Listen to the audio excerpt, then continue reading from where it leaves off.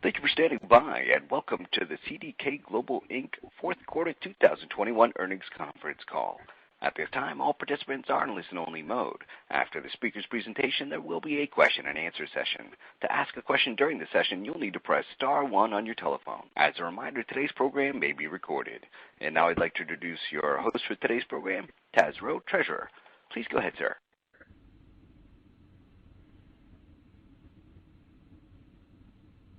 Thank you and good afternoon. I'd like to welcome you to our fourth quarter fiscal 2021 earnings call. Joining me on today's call are CEO Brian Krzanich, Chief Operating Officer Joe Tautges, and our CFO Eric Guerin. Following their prepared remarks, we will be taking questions. Our earnings press release was issued after the close of the market today and is posted on our investor relations website at investors.cdkglobal.com, where this call is being simultaneously webcast. In addition, our website includes an updated Excel schedule of supplemental financial information and a copy of our results presentation that we'll be referencing during our prepared remarks today. Throughout today's call, we'll be discussing our continuing operations only, which do not include the international business results, which are presented as discontinued operations. Unless otherwise noted, all references to financial amounts on the call are on a non-GAAP adjusted basis. Reconciliations of the adjusted amounts to the most directly comparable GAAP amount are included in this afternoon's press release. Please note that all growth percentages refer to the year-over-year change for the period unless otherwise specified. I would like to remind everyone that remarks during the call may contain forward-looking statements. These statements involve risks and uncertainties as further detailed in our filings with the SEC, which could cause actual results to materially differ from those mentioned in the forward-looking statement. With that, it's my pleasure to turn the call over to Brian. Thank you, Taz, and thanks to everyone for joining us today. Let me start by saying how pleased I am with the financial results we achieved in fiscal 2021. We closed out the year strong with fourth quarter revenue of $420 million, up 12% from 2020. And EBITDA in the period was $161 million, and EPS was 66 cents. And these results met our expectations and, along with the positive trends in our underlying business metrics, show that we continue to strengthen our position with our dealer and OEM customers, which in turn sets the stage for accelerating growth. 2021 was a pivotal year for CDK. And despite the challenges of the ongoing COVID pandemic, we continued the strategic transformation of the company with the sale of our international business. Combined with the digital marketing divestiture in late 2020, this transition leaves the company laser-focused on our core North American software markets, supporting our auto and adjacency customers. And the CDK International sale also significantly strengthened our balance sheet, allowing us to reduce debt and fund the highly strategic acquisition of Roadster in the fourth quarter. We recorded auto site growth for the 10th straight quarter, with sites up more than 1% in auto and 3% in our adjacency markets. Revenue per site was again a record for both markets, rebounding strongly from the impact of the discounts we offered in Q4 2020 to support dealers at the height of the pandemic shutdowns, but also showing solid growth versus last quarter. Fueling this growth is our ongoing determination to wake up every day and help our customers sell more vehicles, service more vehicles, and run their businesses more efficiently, and ultimately drive the transformation of the entire automotive retail industry. The CDK has the unique opportunity to improve today's fractured industry, offering partnership built on years of understanding. We are at the heart of the ecosystem, connecting our industry at every level and investing heavily in our vision to lead the industry into the future. We are connecting dealerships to consumers with the recent acquisition of Roadster. Over the coming months, we will complete the integration of Roadster's front end into CDK's existing platform, including the eLead CRM. And we're connecting employees across departments within the dealership by providing a suite of solutions that work together seamlessly, allowing them access to the best in-class solutions like Roadster and E-Leads regardless of their DMS. And we're leveraging integrations built on our Telus platform to extend our capabilities. And Telus continued to gain traction over the year, with more than 155 million transactions, far exceeding our goal of 100 million. We're connecting OEMs and dealers with continued advancement in our DMS solution, while our DMS sales for the year set an all-time record. Most significantly, we are connecting the industry with intelligence, enabling the transformation of data into intelligent action. And a great example of this is the new predictive service application that is in preview as part of our CDK service solution. And dealers need to increase revenues, but lack the ability to get the right intelligence from their data. And with this predictive service, a technician will easily be able to recommend the right repairs at the right time, benefiting the consumer and increasing dealer profitability. In 2022, we will continue to invest for our customers. Though some of the heavy lifting is now behind us and our investments are already generating benefits, including better customer satisfaction, a growing customer base, and stronger financial results. As a result, I'm pleased that our earnings guidance for the coming year reflect accelerating growth in both the top and bottom line. And Eric will provide more details in just a few minutes. We've included some data from our systems in our earnings presentation, which indicates the themes and trends of 2021 largely continued into the fourth quarter. OEMs continue to face production constraints due to supply chain issues, which are resulting in tighter dealer inventory. And despite supply issues, demand remains fairly strong, and auto sales and pricing have continued to be solid for both the new and used cars. As a result, dealers have been successful in maintaining profitability. And we continue to see our dealers interested in investing those profits into consolidation, which is a tailwind for CDK given our strong position as a strategic partner to larger, more acquisitive dealers. And we expect consolidation will remain a theme that benefits us into 2022. Consolidation, along with strong sales and installation efforts, helped us continue our strong site count growth. We continue to see strong growth in our most strategic applications like CRM and service. And we are excited to be rolling out 1K and Roadster to the CDK sales force as we enter 2022. These products show that we continue to help dealers modernize and improve their operations. The automotive retail landscape is evolving faster than ever, and CDK is at the forefront of investing in its future. We're creating the customer experience models others will follow and developing powerful platforms that lead the field. And as the industry moves forward, we're confident that it will be on the infrastructure we continue to build.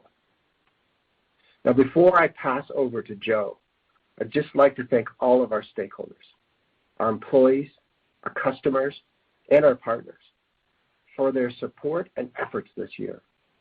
Despite starting the year with significant uncertainty driven by the global pandemic and associated economic challenges, we worked together to develop and implement solutions for these challenges and continue to deliver innovation and technology improvements to support the industry.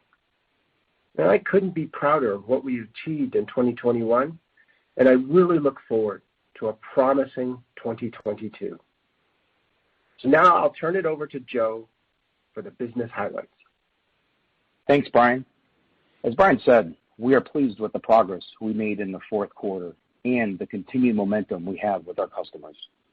Brian talked about the significant investments we've made over the last 2 years, including new solutions like Roadster, enhancements to existing products, and providing open integrations through the Telus platform.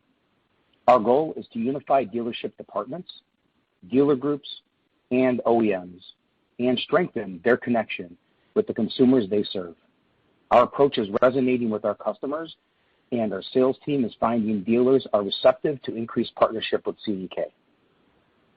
We also continue to focus on deeply understanding the satisfaction of our customers. Our recent Net Promoter Score results show continued positive sentiment. Our focus on being easy to do business with and investing in product support and technology has resulted in increases in NPS across all of our strategic products. The continued improvement in customer satisfaction resulted in increased retention even when compared to our strong results last quarter. When the industry thinks of dealer management systems, CDK Drive remains solidly at the forefront as the central hub that connects dealers, OEMs, and consumers. Its success is evidenced by its consistent performance for existing customers and strong site growth, which drove auto sites up more than 1%. In addition, we are excited to share that we had 6 competitive wins of dealer groups of 5+ sites last quarter. This accomplishment can be traced to Drive's unmatched capabilities and integrations, offering the robust functionality dealers need and demand. We are also pleased that our adjacency site count continues to perform well, rising more than 3%. We saw solid revenue growth, site growth in the quarter as well, which rebounded strongly from the fourth quarter of 2020. You'll recall Q4 of 2020 was impacted by the one-time discounts we gave to support our dealer customers in the face of the COVID pandemic. Compared to Q3, annualized revenue per site growth of 4% in auto and 8% in adjacencies might be a better comparison to show the continued momentum we have in the business. Recurring revenue was down slightly from the third quarter among 1 to 2 site dealers, but rose nicely for 3+ site dealers. Beyond DMS, we continue to win in the market with key strategic applications. In addition to the strong growth in CDK Service, Cloud, and Cloud Connect, I am excited to say that eLead finished the year with more than 6,000 sites. Dealers continue to see the value of eLead in driving sales and service. Of course, the biggest news on the applications front is our acquisition of Roadster. As Brian mentioned, dealers and OEMs are accelerating their adoption of a modern retailing experience for consumers, one that lets them start and end anywhere they choose, online or in-store. Roadster brings the best user experience on the market for both the consumer-facing side online and in-store processes. By combining our assets and capabilities, we are enabling an end-to-end omni-channel retail experience. From digital sales with Roadster, a leading CRM solution in eLead, to the digital deal jacket, seamless document storage, and signing with eSign. Our sales team is excited to have another strong asset in the portfolio, and our technology team is on track with an aggressive 100-day plan to build further integrations for Roadster into the CDK core. Looking forward to 2022, I am confident our team will continue to build on 2021 and accelerate growth. The efforts we have made to drive a better customer experience and the corresponding increase in associated metrics set the table for continued growth in DMS sites and application penetration. Let me tell you a bit about the initiatives that have me excited for the next year. On the technology side, 2022 is a year where we will focus on providing dealers the capabilities they need to improve the consumer experience. For example, we're in pilot to expand the back office functions that will enable the digital transformation of the dealer's finance department. We're simplifying the navigation within the Drive sales workflow to make it easier to shepherd deals through the F&I process. As Brian mentioned, we will be delivering the first of many built-in intelligence capabilities, beginning with predictive service. By combining advanced analytics, machine learning, and historical data from thousands of repair records for vehicles, we will allow a service technician to quickly predict what components and systems have a high probability for failure. In turn, This creates increased revenue for the dealer and results in a better consumer experience. We will also continue to optimize our customer service efforts to make sure dealers have the resources they need to run their business. Throughout 2021, we made progress in reducing call center wait times by almost half by focusing on process improvement and making sure our teams had the information they needed to take action to support dealers. We expect that momentum to continue in 2022 and are also adding aggressive goals on reducing resolution times to further improve responsiveness. Beyond our existing core customer base, we are also taking additional steps to help dealers on non-CDK DMS platforms through the creation of a new universal product sales team. We are stepping up efforts to sell universal products like eLead, Dealer IT Solutions, and Roadster that can drive productivity and improved customer experience for dealers regardless of the DMS choice. Turning to Telus, we continue to see adoption of the Telus platform as a universal open ecosystem that connects dealers and developers. CDK and other developers have been actively publishing APIs on Telus. Specifically, CDK's focus has been on providing APIs to developers that help them better integrate with our core systems. The market has responded, and we enter 2022 with more than 50 third-party applications in our marketplace using these APIs. It's results like this that show the power of Telus as a scalable, self-service technology platform that is providing dealers with new and improved choices for workflows that fit their business needs and allows them to quickly adapt to an ever-changing market. To conclude, I'm quite pleased with CDK's progress and position as we continue to execute on our customer-first strategy and build industry-leading connectivity. We've invested heavily to improve our service and technology, and we are at an exciting point in our journey. We'll continue to innovate with new offerings, product enhancements, and a focus on being the best partner possible to ensure we help dealers drive their performance. I'll now turn it over to Eric for the financial results. Thanks, Joe, and good afternoon, everyone. As Brian and Joe mentioned, we had a solid close to the year with financial performance that met our expectations, and we are positioned for accelerated growth in 2022. Let me start by walking you through our fourth quarter and fiscal year results. I'd like to remind everyone that results are for continuing operations only and do not include the international business, which is presented as discontinued operations. Fourth quarter revenue was $420 million, up 12% versus last year.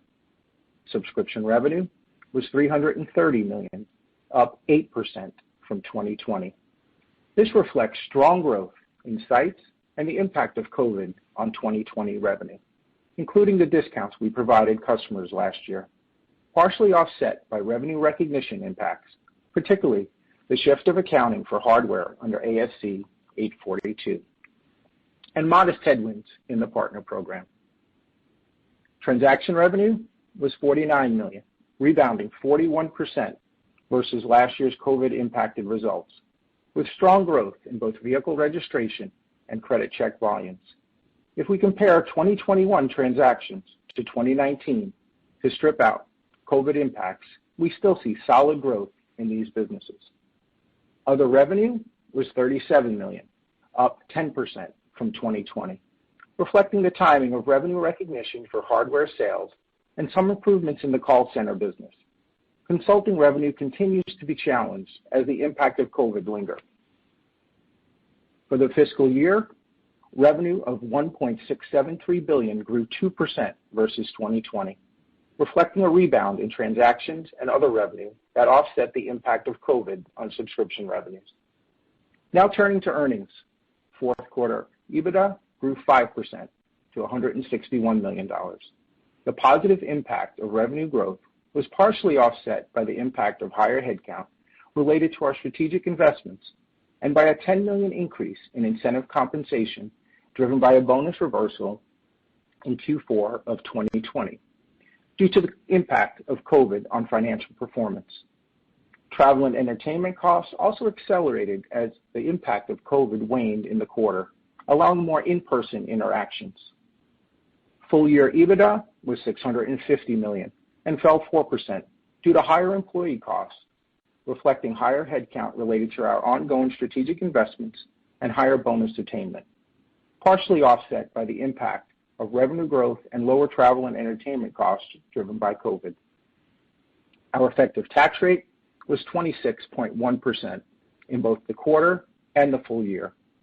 Earnings per share for the quarter rose 12% to 66 cents, reflecting higher EBITDA and reduced interest expense driven by debt reduction. Full-year EPS fell 7% to $2.57 due to lower EBITDA, higher depreciation and amortization expense, and the higher effective tax rate, partially offset by lower interest expense. Free cash flow was solid at $242 million for the year. Our balance sheet remained strong at fiscal year-end. Our cash balance fell in the quarter to $157 million, driven by our acquisition of Roadster and the repayment of our 2026 bonds. We paid dividends of $18 million in the quarter, bringing the total to $73 million for the year. We also repurchased $12 million of our common stock during the fourth quarter as we restarted our share repurchase program after the announcement of the Roadster deal. As a reminder, these are the first repurchases under our plan to repurchase $200 million to $250 million of stock by the end of fiscal 2022. Our net debt to adjusted EBITDA was 2.2 times, up from 1.5 in the third quarter, as we continue to move back towards our 2.5 to 3 times target range at a measured pace that accommodates a balanced approach of investment in acquisitions to drive growth and shareholder returns. Our M&A pipeline remains strong, and we expect to continue to invest in transactions that create shareholder value.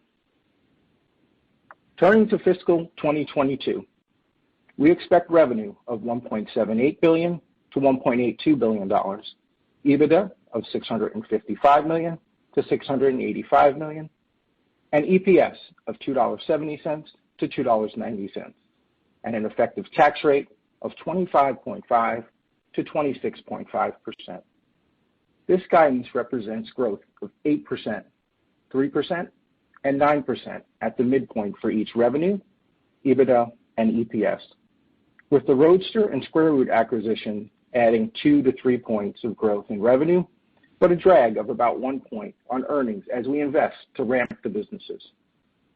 Absent the impact of acquisitions, our 2022 outlook is consistent with our prior long-term guidance and reflects improvement in top-line growth in our underlying business and less required incremental investment in 2022 to achieve our customer-focused strategy. In summary, CDK continues to make significant progress in executing its long-term strategy. That strategy helped us improve key customer metrics in 2021 to set the table for accelerated growth in 2022 and beyond. Thank you, and we will now open the line for questions. Operator? Certainly. Ladies and gentlemen, if you have a question at this time, please press star then 1 on your touchtone telephone.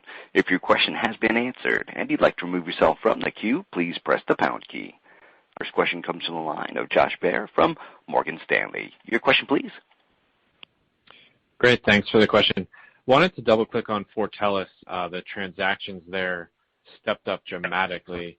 Could you give a little more context on this step up around the use cases, and then also wondering if you could talk about any revenue associated with this?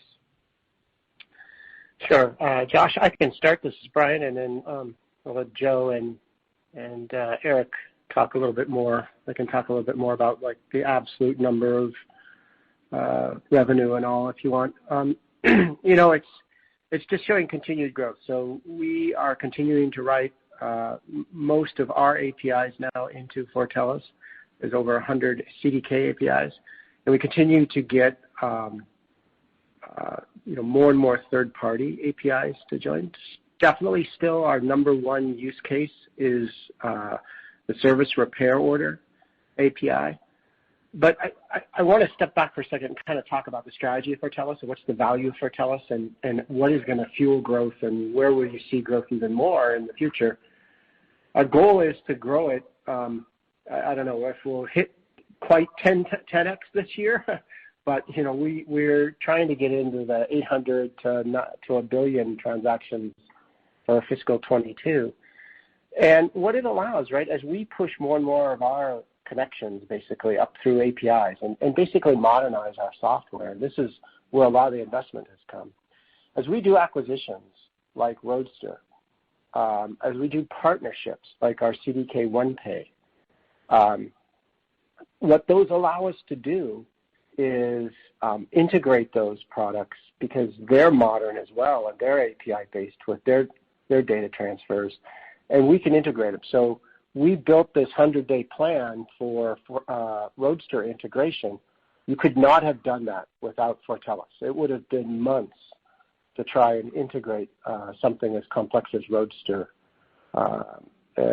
So that will now fuel as Roadster comes online and it's driven through Fortellis and integrated into eLead and the DMS. You'll see thousands, millions of transactions coming through Roadster as we grow. The OnePay application, and we have many, many other partnerships coming that will use the APIs we've posted for Fortellis to allow companies to integrate. Some of those are acquisitions, and some of those, like OnePay, are partnerships where we have revenue share. And so when you talk about what's the profit generation of Fortellis, it really comes from a couple of places. One, there are places like the repair order API set where we add a lot of value, right? We do all of the warranty checks, we do all of the VIN verification, all of that stuff goes through us, and we add that value, and we get paid for that repair order set of APIs. Then there's going to be things like Roadster, where we're able to integrate acquisitions and generate something that's better combined than was separate and generate more revenue that way. And then there are partnerships where we'll be able to do revenue share like OnePay. And those will then allow us, now we're not going to charge for those APIs and the connection to Fortellis, but you get paid through another form through those rev shares of the basically the credit card transactions that happen, for example, in the service bays and things like that. So when you think about Fortellis, you have to think about all of these APIs, all of these new interactions, and revenue is going to come in many forms. And sometimes, like with OnePay, we won't associate it necessarily with Fortellis, but it was impossible almost to do without Fortellis. I don't know if Joe and Eric, you guys want to add more. No, I think you covered it well, BK. What I would say is, Josh, we have a real ecosystem being over 100 million transactions, and we're seeing revenue come in now across multiple areas that Brian described. So we're not disclosing it separately at this point, but I would say OnePay, which is our payment modernization for dealers, it went live to general release in June. So that will start to help next year. And really a lot of these plant seeds for accelerated growth as you go look beyond 22 into 23, 24. The service integration Brian discussed is our largest revenue contributor. Lyft is picking back up and doing well. So you see each of these planting seeds for future growth now that there's a more mature ecosystem that will continue to just exponentially expand in 22. Great. Thank you very much. Thank you. As a reminder, ladies and gentlemen, if you have a question at this time, please press star then one. Our next comes from the line of Ian Zaffino from Oppenheimer. Your question, please. Hey, good afternoon, guys. This is Mark on for Ian. Thanks for taking our question. So I guess, can you guys maybe give a more detailed update on how Roadster has performed so far? Have you guys seen any adoption from customers yet? And sort of, should we expect more investments that are needed beyond 2022? Thank you. Sure. Thanks for the question. And listen, Roadster, we are even more excited about it now than the day we closed it. Visiting customers, and just when you hear you'll hear us talk about workflow and what dealers are interested in, what OEMs are interested in. How do I create a better experience to sell more cars? how do I create a better experience to service more vehicles, and how do I run my dealership more efficiently? And Roadster is proven to be that final piece in our puzzle to really help modernize and really deliver a modern retailing experience for customers. And it connects through an experience that can really be quite transformational for franchise dealerships. And I got to tell you, the tech team with Mahesh and the Roadster leadership team with Andy that came on board, we have a 100-day plan that's going to be delivered in September. That will stitch together the integration where you can connect, Roadster through to eLead, all the way through to the DMS, and you're going to see just the benefits of being able to integrate that workflow to simplify life for our dealers and create a much better customer experience. What I would say is the responsiveness from the market has been quite positive, and it's very much on track, and we have big expectations for it. Hey, Mark, I'd like to add one thing to what Joe said. This is Brian. If you take a look at what happens in a car dealership now, it can take several hours for the transaction to occur. And that's genuinely not them sitting there trying to get you to sit there longer in order to get you to spend money in some obscure way, right? It just takes that long to get all the paperwork moving from here to there and everywhere. This really, we all know, you see them on TV commercials. You talk about, there's these companies that are out there.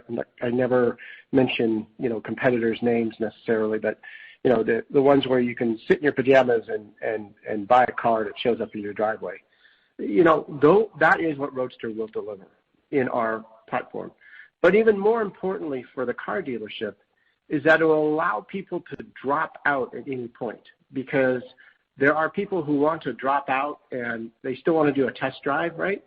They want to have the experience of going there and picking up their car and getting to walk around and getting the introduction and having all the Bluetooth and all linked in. They may need help with insurance that's beyond what is capable in most cases, or something like that. So there are various points that they may want to drop out. What allowing the Roadster and CDK DMS interaction and integration to occur is you can drop out at any point and be penny perfect. You will drop out and you will be able to have everything done. You can have your prepayment of loan done. You can have all of that done.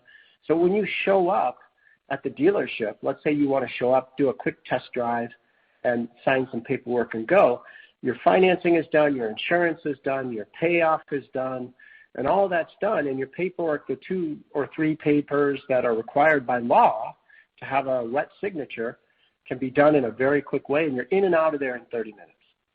And that's our goal, right? And it's to allow all of those. If you want to go all the way to the point where it's delivered in your driveway, you'll be able to do that. So it's to give that continuum of experience for the consumer and for the dealer to be able to provide that continuum of experience.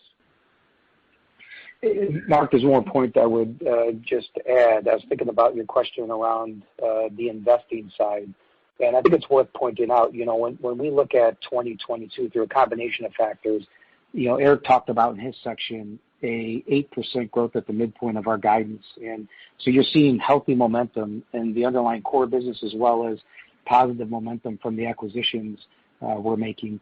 Secondly, 22 is a big year of investing around, when you look at the margin front and you look at the EBITDA front, we are really, given the confidence we have, given the response we're seeing, we're leaning in quite heavily in 22 to really invest behind that momentum.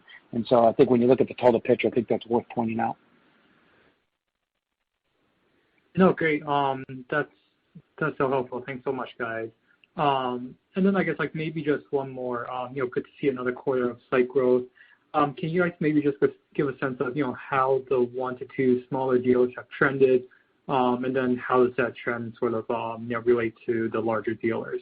Thanks. Yeah, thanks, Mark. Listen, I'm so proud of the work that we've done to really drive site count improvement and grow over 1%. The work that the sales team has done with Scott Herber's and team, as well as our install team, and our support team have just done a great job rallying around improving sales, improving retention, and really the customer experience. We talk a lot about customer experience and coming in and putting the customer at the center of everything we do is so important. We're seeing really positive momentum across the portfolio. Whether you look at the 1 to 2 sites, whether you look at the 3+ sites. On the 1 to 2 sites, you're seeing really a flattening out of that business. And particularly when I look at heading into next year, the revenue is really, retention's up, highest it's been in the last several quarters, and you're seeing a flattening of that revenue. And then on the 3+, you're seeing an acceleration. We've got the most applications we've had penetrated into our base because of the work that we've been able to sell through and bring the solutions that Brian's described in his prepared remarks as well as in some of the Q&A today. So, long way of answering your question. 1 to 2 is continuing to trend better. I see it continuing to turn the corner. Our customer sentiment strength in our service and putting the customers at the first is really resonating, and we're excited. Great. Thank you guys so much. Thank you. Our next question comes from the line of Gary Prestopino from Barrington Research. Your question, please. Good afternoon, everyone. Several questions here. As I look at your guidance, and I don't usually ask guidance questions on conference calls, but it looks like, based on your margin profile, you've got a degradation of anywhere from $24 million to $37 million of adjusted EBITDA year over year versus fiscal 21. So I guess I appreciate the fact that you're investing in the business, but if you're looking at 6.3 to 8.8% sales growth, all things being equal, given the leverage in the business model, you should have some margin expansion. So I guess the question I have, are we looking at some permanent step up in the cost structure of the company here, or is this all really a function of you've got a number of irons in the fire and you need to invest this year to grow it beyond? Yeah, thanks for the question. This is Eric. No, it is not. To answer your question in short, and then I'll provide you a little more detail, it is not a permanent step up. As Joe had mentioned in his comments, we are really excited about Roadster and Square Root, and we are going to continue to invest in that business. We have this 100-day plan. We want to get off to a really good start. As you've seen what we've done with eLead, we've highlighted that acquisition is up to 6,000 sites. We are really excited about Roadster, and we are going to invest in 22 to make sure we get that integration complete and can really develop that experience, that end-to-end experience. Okay. And then could you, just talking about Roadster in general, if you can theoretically or possibly buy a car online totally there, does that platform give you the ability to negotiate with the dealer, as well as can you trade in your car and get a value for your car, to make it a completely seamless transaction? This is Brian. The simple answer is yes. So I talked about making things penny perfect. And these are some of the investments we have to do, right? So, some of these things are features that are available today, and some of these are things that only when you integrate into the DMS can you fully go through that process. So you'll be able to agree on a price. You'll be able to get a trade-in value for your car, and there are places that do that already as well. So it's known how to do that out there. And if there's a payoff on your car, so one of the other things that you have to be able to do is go out and get the payoff value for the car. So we're looking at being able to get that down to the penny as well. And those things are very complex, and there's very few who can do all of those things and go through the sale of a new car. And that is our end goal. Some of those are within the 100-day, and some of those are 6-9 months out. And to Eric's point, we do not plan to make this some permanent step up. you got to realize it when you buy a company in its infancy. And I think eLead is a great example, right? We've done a really good job. When we acquired eLead, it was sub 3,000 sites. In the 2.5 years we've owned it, we've dramatically improved the cost structure of the product. Mm-hmm. We've got a phenomenal roadmap for the technology itself, and we've more than doubled the number of sites that eLead is on out there. And that growth has been both on our DMS and agnostic to our DMS. So we'll do the same with Roadster. Roadster, it'll be more integrated into ours, but it will continue to work with other DMSs as well. And so we look at it and say, okay, we're going to invest this year to get it integrated, to bring it up, to do some of these technology advancements, but it is not meant to be a bit of negative like this. It's really meant to fuel the growth back half of 22 and into 23 and beyond. And we will get that margin back in alignment as we move through that.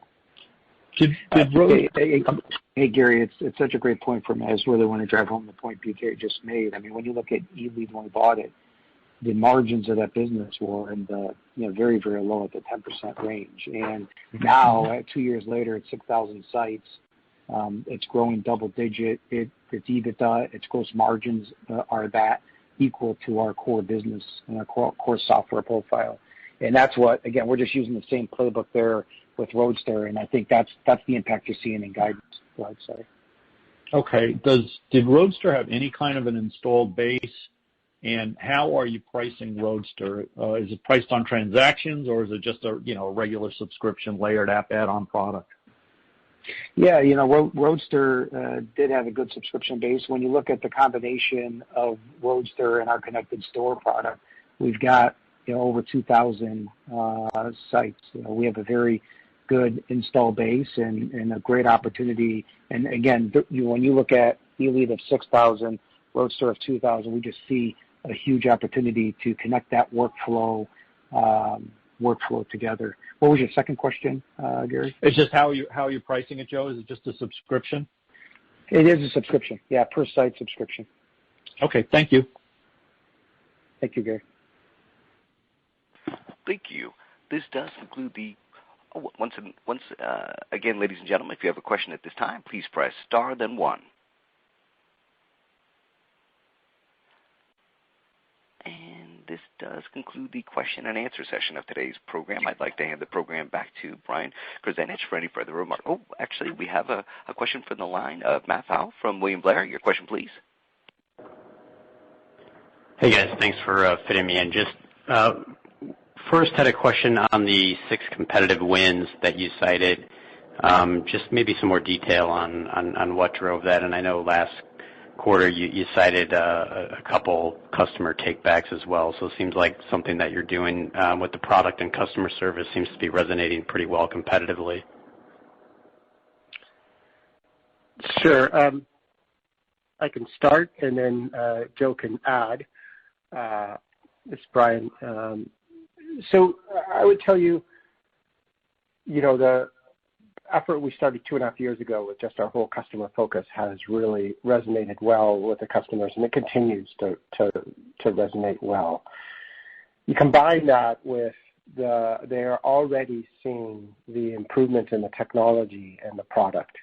And they, whether it be for Telus, and they're using for Telus to extract their own data now, which has reduced the 3PA fees, the partner program fees for a lot of them, whether it's the ease of use of our product. All of these things are driving the NPS numbers that Joe mentioned in his remarks. So you combine all of those and the NPS scores, you combine the improvement in the products, and then we're out there showing them the roadmap, whether it be the acquisition of Roadster or the integration of OnePay or the improvements we're making in eLead and our service application. We're out there showing them those roadmaps, and we now have the credibility of belief. They believe that we can deliver these because they've seen what we've done. And I think all of those things are allowing us to both grow and maintain. We're getting win-backs because, sometimes a customer wants to still try something new. And we are I'd call it very supportive. We don't necessarily go in and deinstall. We leave them hooked in so that if they run into issues, we tell them, look, don't worry. We're here to back you up. And we continue to follow up with them. We help them with the data transfers. So we're supportive for them. But then we're there, and what we are doing is going back in saying, look, here's the roadmap you had, here's the product you had, here's the pricing you had. Sure, you don't want to just turn back on. And it's worked really well for us. So it's all part of that. We want to do what's best for the customer, but we oftentimes think the best thing for them is to continue to use CDK. Joe, anything else? No, you covered it well. I think, listen, the only other highlight I would give is 22 is a big year for us. I think that we're going to up the game another notch, both on the technology front and the service front. And we're excited that the progress and momentum that we'll create and continue to build on. Got it, guys. And then just one more. I think about a month ago, Ford announced that they wanted to move more to a build-to-order model and keep less inventory on the dealer lots. Just wondering, does that have any impact on your business, positively or negatively?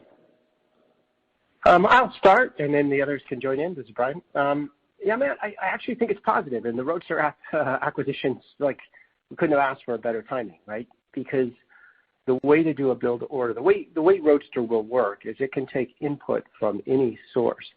So what will happen is, let's say that the build-to-order happens on the OEM website. I think some of that's still to be defined, but we don't care whether it will be the OEM website or the dealer website that then talks to the OEM website to build it.